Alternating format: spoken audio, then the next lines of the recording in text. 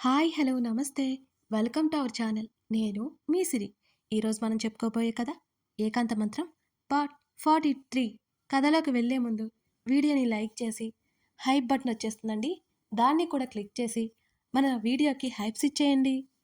'ఏకాంత మంత్రం' 43. సాహితీ బాగానే ఉండడంతో అంతా కుదుటపడ్డారు. సుప్రజ మిగతా వారిని వెళ్ళి పడుకోమని చెప్పింది. అప్పటికే లేట్ అవడంతో ఒక్కొక్కరుగా అక్కడి నుంచి నిష్క్రమించారు. అర్జున్, మైత్రి, మధు, ప్రశాంత్, సుప్రజ నలుగురు మాత్రమే సాహితీ దగ్గర ఉన్నారు. సాహితీని వదిలి వెళ్ళలేకపోయింది మైత్రి. మనోహర్ సాహితీ మీద కోపంగా ఉన్న విషయం ఆమెకి గుర్తుకొస్తుంటే అతడేమైనా చేశాడేమోనని అనుక్షణం భయపడుతోంది మైత్రి. అసలేమైంది సాహి? ప్రశాంత్ కూతుర్ని అడిగాడు. స్టోరూమ్ దగ్గర ఎవరో పిలిచినట్టుంటే లోపలికి వెళ్ళాను డాడీ. లోపలగా ఎవరూ లేరు. వెనక్కి తిరిగి వస్తుంటే డోర్ లాక్ అయిపోయింది. సడన్గా లోపల లైట్ ఆగిపోయింది. కాసేపు భయమేసి ఏమీ అర్థం కాలేదు. ఊపిరి ఆడలేదు. ఆ తర్వాత ఇంకేం గుర్తులేదు అన్నది సాహితి. ఆ సంఘటన ఎవరికి అనుమానం తెప్పించలేదు. అదో యాదృచ్ఛికం అనుకున్నారు అంతా. మైదు, మీరు వెళ్ళండి. నీకు ఆరోగ్యం బాలేదు కదా అని అర్జున్ అనడంతో మరొకసారి సాహితిని చూసి మధుతో పాటు బయటికి వెళ్ళిపోయింది మైత్రి. మీ ఇద్దరూ భోజనం చేయలేదు కదా, తీసుకొస్తాను అని అక్కడి నుంచి వెళ్ళిపోయింది సుప్రజ. సాహి, నువ్వు ఎవరినైనా చూసావా? ప్రశాంత్ అడిగాడు. లేదన్నట్టు తల ఊపింది. అది యాదృచ్ఛికంగా సంఘటన అని నిర్ధారించుకున్నాడు ప్రశాంత్ కూడా. అర్జున్, భోజనం చేసిన తర్వాత వెళ్ళు అని ప్రశాంత్ చెప్పాడు. అక్కడి నుంచి వెళ్ళిపోయాడు ఆయన కూడా. ఆమె చేతిని పట్టుకుని ఆర్ యూ ఓకే అని అడిగాడు అర్జున్. నిలువుగా తలూపింది సాహితి. సుప్రజ వచ్చి భోజనం ప్లేట్ ఇచ్చి, ఏమైనా అవసరం ఉంటే పిలవండి, నేను పనులు చూసుకుని వెంటనే వస్తాను అని చెప్పి అక్కడి నుంచి వెళ్ళిపోయింది. అర్జున్ హ్యాండ్ వాష్ చేసుకుని వచ్చి నేను పెడతానంటూ ఆమెకి ఎదురుగా కూర్చుని ఆమెకు భోజనం తినిపిస్తుంటే, మరి నీకు అని అడిగింది. నేను త్వరగా తింటానులే తర్వాత అర్జున్ చెప్తుంటే ఆమె ఒప్పుకోలేదు. తనకు పెడుతున్న అతని చేతిని అతని నోటి దగ్గరే పెట్టేసింది సాహితి. చిన్నగా నవ్వాడు. భోజనం ముగించుకొని హ్యాండ్ వాష్ చేసుకుని వచ్చి కూర్చున్నాడు. ఆమె పక్కన కూర్చొని ఆమె తలను తన ఛాతీకి ఆనించుకొని, సాహి చెప్పు, అసలు ఏం జరిగింది? ఆమె చేతివేళ్ళని తన చేతివేళ్లతో బంధించి మృదువుగా అడిగాడు అర్జున్. డ్రెస్ చేంజ్ చేసుకుని వస్తుంటే ఎవరో పిలిచినట్టు అనిపించింది అర్జున్. వెతుక్కుంటూ స్టోర్ రూమ్ వైపుకి వెళ్ళాను. నేను లోపలికి వెళ్ళగానే ధబేలుమని తలుపు మూసుకుపోయింది. అప్పటి వరకు ఉన్న లైటింగ్ పోయింది. తలుపు కొట్టినా తలుపు తీయలేదు ఎవరు. ఏదో భయంకరమైన శబ్దాలు. చాలా భయం వేసింది. బయట నుంచి ఎవరో గడియ పెట్టినట్టు అనిపించింది. ఎంత అరిచినా పిలిచినా ఎవరూ రాలేదు. భయంకరంగా ఏవేవో శబ్దాలు. అవి వినిపించినా బాగా భయం వేసింది. కళ్ళు తిరిగాయి. అసలు ఊపిరి ఆడలేదు అని కన్నీళ్లతో అతన్ని చూస్తూ, కంగారు పడుకో, నేను చూసుకుంటానన్నాడు అర్జున్. ఆమెకి ధైర్యం అయితే చెప్పాడు కానీ అసలేం జరిగిందో అర్థం అవడం లేదు అతనికి కూడా. ఇదంతా ఎవరు చేసి ఉంటారు? అతని ఛాతీ మీద వాలిపోయి నిద్రలోకి జారుకుంది. మరో 10 నిమిషాల తర్వాత ఆమె పూర్తిగా నిద్రలోకి జారుకుందని అర్థమై అతను మెల్లిగా బెడ్ మీదకి చేర్చుతుంటే, నన్నేం చేయొద్దు, నన్నేం చేయొద్దు, ఎవరు ఎవరు నిద్రలోనే కలవరిస్తూ భయపడుతోంది సాహితి. వెళ్ళిపోయేవాడల్లా ఆగిపోయి, సాహి సాహి ఆమె చెంపలు తట్టాడు. ఉలిక్కిపడి లేచి ఊపిరి పీల్చుకుంది సాహితి. అప్పటికే ఆమె నుదుటి మీద చిరుచెమటలు పట్టి ఉన్నాయి. సాహి, నేను ఇక్కడే ఉన్నాను, భయపడకు. ఆమె తలను హృదయానికి హత్తుకొని ఆమె వైపు ఆమె వెన్ను నిమురుతూ చూస్తున్నాడు. ఏడ్చేస్తూ అతని హృదయంలో ముఖం దాచుకుంది. సాహి, నేను ఇక్కడే ఉన్నాను కదా, భయపడకు అంటూ ఆమె తల నిమిరి వెనక్కి వాలి కళ్ళు మూసుకున్నాడు అర్జున్. ఆమె కాసేపటి తర్వాత నిద్రలోకి జారుకున్నట్టు అనిపించి దిండును సరిచేసి ఆమె తలని దిండు మీదకి వేశాడు. అతని షర్టు పట్టుకున్న ఆమె పిడికిలిని మెల్లిగా విడిపించుకున్నాడు అర్జున్. 2 చేతులు ఆమె మీద వేసి ఒకసారి ఆమె వైపు చూడగా తల పక్కకు పెట్టేసి ఎంతో అలసిపోయినట్టు మత్తుగా నిద్రపోతోంది సాహితి. కాసేపటికి సుప్రజ రావడంతో భయపడుతుందని చెప్పి పక్కనే ఉండమని చెప్పి అర్జున్ అక్కడి నుంచి వెళ్ళిపోయాడు. మరునాడు కెమెరామెన్కి కాల్ చేసిన తర్వాత త్వరగా నిశ్చితార్థం మొదటి నుంచి వీడియో కావాలని అడిగాడు అర్జున్. సాయంత్రానికి వస్తుందని చెప్పాడు అతను. అర్జున్ దీర్ఘాలోచనలో ఉన్న అతని దగ్గరికి వచ్చింది మైత్రి.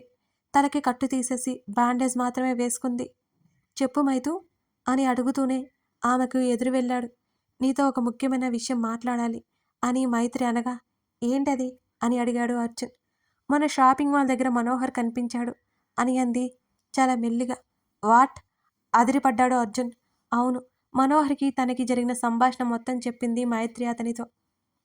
హో గాడ్! అంటే నైట్ సాహిని అంతకు మించి మాట్లాడలేకపోయాడిక అర్జున్. నా అనుమానం మాత్రమే అర్జున్. ఒకసారి తను ఎక్కడ ఉన్నాడో తెలుసుకో. నా మూలంగా సాహికి ఏమవుతుందో అని నాకు భయమేస్తోంది అని అంటున్న మైత్రికి కళ్ళ నిండా నీళ్లున్నాయి అప్పటికే. వాళ్ళు మాటల్లో ఉండగానే మధు కూడా అక్కడికొచ్చాడు. మధుకి విషయం ముందే చెప్పింది మైత్రి. నాకు తెలిసిన పోలీస్ ఆఫీసర్స్ ఉన్నారు అర్జున్.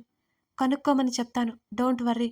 అది కావాలని చేశారా లేకపోతే యాదృచ్ఛికంగా జరిగిందో తెలుస్తుంది అని అర్జున్ అన్నాడు. సరే అన్నట్టు తల ఊపి ఈవినింగ్ లోపు తెలుసుకోమని చెప్పి మధు అని అన్నాడు అర్జున్. చలనం లేకుండా తన చేతుల్లో ఉండిపోయిన సాహితీని చూసినప్పటి నుంచి అతని మనసు మనసులా లేదు. ఆ రోజు సాయంత్రం ఫోటోగ్రాఫర్ వచ్చి ఫొటోస్ కొన్ని వీడియోస్ ఉన్న పెన్ డ్రైవ్ అర్జున్కి ఇచ్చాడు.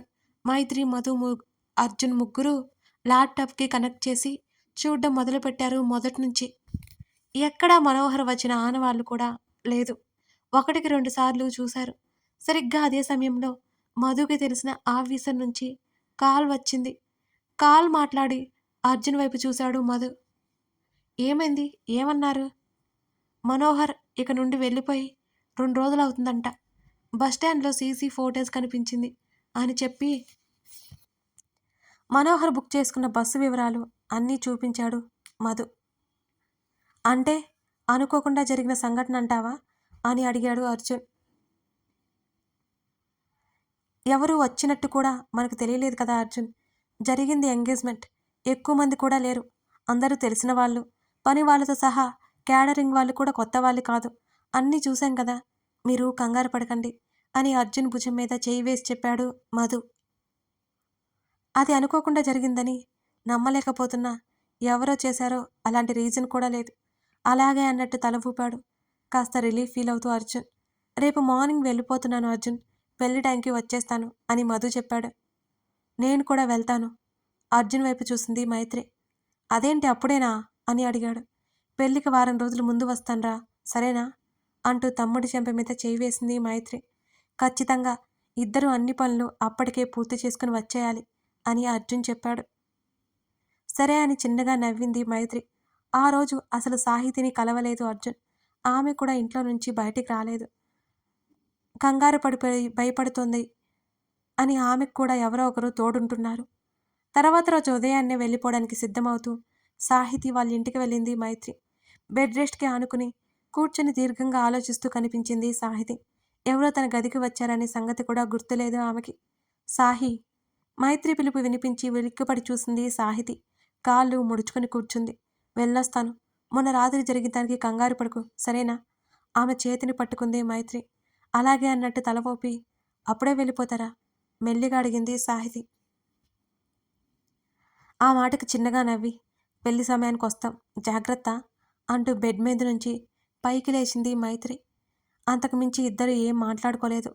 ఆమె చూస్తూ ఉండగానే మైత్రి వెళ్ళిపోయింది. సాహితి మనసు ఒక్కసారిగా భారంగా మారిపోయింది. స్నేహితుడు ఎలాంటి వాడైనా ఎలా ఉన్నా స్నేహం చేసేవరకే ఆలోచించాలి. ఆ తర్వాత అలా ఉన్నాడు ఇలా ఉన్నాడని స్నేహితుని వదిలేస్తే అప్పుడు ఆ స్నేహానికి విలువేది. మైత్రి మనస్తత్వం ఎలాంటిదో తనకి తెలుసు కదా. తను కూడా అలా ఉంటే మైత్రి బాధపడుతుంది కదా. తను బాధపడదా ఆమె స్నేహాన్ని వదులుకొని? నిజానికి తనకు కూడా బాధగానే ఉంది. ఆ స్నేహాన్ని తిరిగి పొందడం ఎంతసేపు? మధ్య ఉన్న అహంకారాలు వదిలేస్తే. గదిలో ఉండి ఉండి విసుగు వచ్చి బయటకొచ్చింది. అర్జున్ చేతిలో స్వీటీ ఉంది. మధుతో మాట్లాడుతున్నాడు. సాహి అత్తా అంటూ అర్జున్ నుండి సాహితీ దగ్గరికి వచ్చేసింది స్వీటీ. అందరూ తలదిప్పి చూశారు.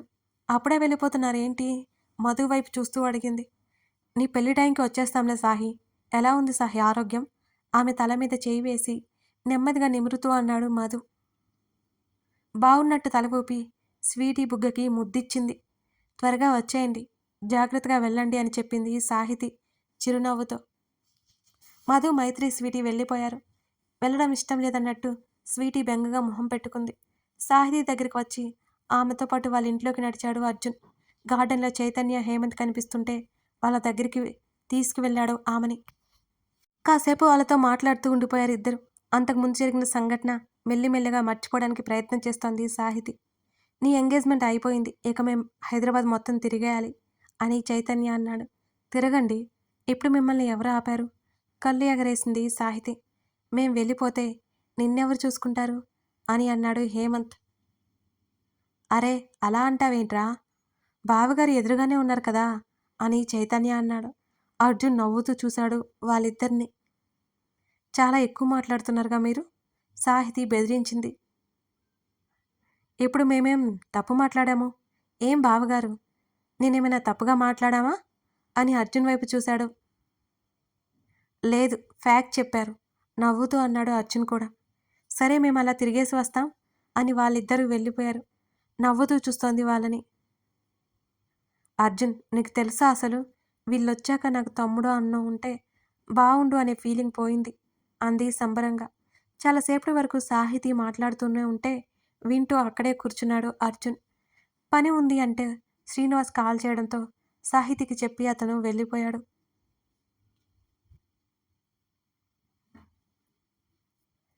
రాత్రి 11 గంటలవుతున్నా నిద్ర పట్టలేదు సాహితికి. బెడ్ మీద అటు ఇటు దొర్లుతూనే ఉంది. ఆ స్టోర్ రూమ్ చీకటి కళ్ళ ముందే ఇంకా మెదులుతూనే ఉంది. అప్పటికి సుప్రజ వచ్చి పడుకుంటానన్నా ధైర్యంగా ఉంటానని పంపేసింది. అప్పుడు ధైర్యంగానే అనిపించింది కానీ ఇప్పుడే తనలో భయం కలుగుతోంది. ఫోన్ తీసి అర్జున్‌కి మెసేజ్ చేసింది. చేద్దామనుకుని టైప్ చేసి, "అర్జున్ పడుకున్నావా?" అని సెండ్ చేయకుండా డిలీట్ చేసింది. తన పిచ్చి కాకపోతే ఈ టైంలో ఇలాంటి పిచ్చి ప్రశ్న ఏంటి? మనసు ఊరుకోక మళ్ళీ టైప్ చేసి మళ్ళీ డిలీట్ చేసింది సాహితి. అర్జున్ పడుకొని ఉంటాడు. తను ఎప్పుడూ అనవసరంగా డిస్టర్బ్ చేసినట్టు అవుతుందిప్పుడు అని ఫోన్ పక్కన పెట్టేసింది సాహితి. టింగుమని నోటిఫికేషన్ రావడంతో ఆతృతగా ఫోన్ ఓపెన్ చేసింది. Sahi, what happen? అర్జున్ నుంచి మెసేజ్ వచ్చింది. అర్జున్ మేల్కొని ఉన్నాడని తెలియగానే పడుకోలేదా నువ్వని రిప్లై పంపించింది సాహితి. ఇందాక నుంచి తెగ టైప్ చేస్తున్నావు కదా అని నవ్వుతున్న ఏమోజీ సింబల్స్ పెట్టాడు అర్జున్. అంటే అతను ఆన్లైన్లోనే ఉన్నాడన్నమాట. ఆ విషయం కూడా తను గమనించలేదే అని తన్ని తాను చిన్నగా తిట్టుకొని తల మీద కొట్టుకుంది సాహితి. నిద్ర పట్టట్లేదు. ఆమె రిప్లై పంపింది. అప్పటికే అర్జున్ నుంచి వీడియో కాల్ వచ్చింది. వెంటనే కాల్ యాక్సెప్ట్ చేసింది సాహితి. పక్కకి తిరిగి టెడ్డీని హత్తుకుని అతన్ని చూసింది. నిద్ర ఎందుకు పట్టలేదు అని అడిగాడు. ఏమో భయం భయంగానే అనిపిస్తోంది అర్జున్, గారంగా చెప్పింది సాహితి. ఆంటీని పిలవకపోయావా అని అర్జున్ అడిగాడు. అమ్మ వస్తాను అని చెప్పింది. పదే పదే పైకి రావడం దిగడం కష్టంగా ఉంటుందని నేనే వద్దన్నాను అని అంది. ఆ టెడ్డీని ఇంకాస్త దగ్గరికి లాక్కుని. మరి ఇప్పుడేం చేద్దాం? అర్జున్ అడిగాడు ఆమెనే చూసి నవ్వుతూ. అదే తెలియట్లేదుగా. పోనీ నన్ను రమ్మంటావా? కళ్ళెగరేశాడు అర్జున్. ఫోన్ 2 చేతులతో పట్టుకుని బోర్లా తిరిగి, ఏంటి నువ్వా? అని అడిగింది కళ్ళు పెద్దవి చేసి చూస్తూ.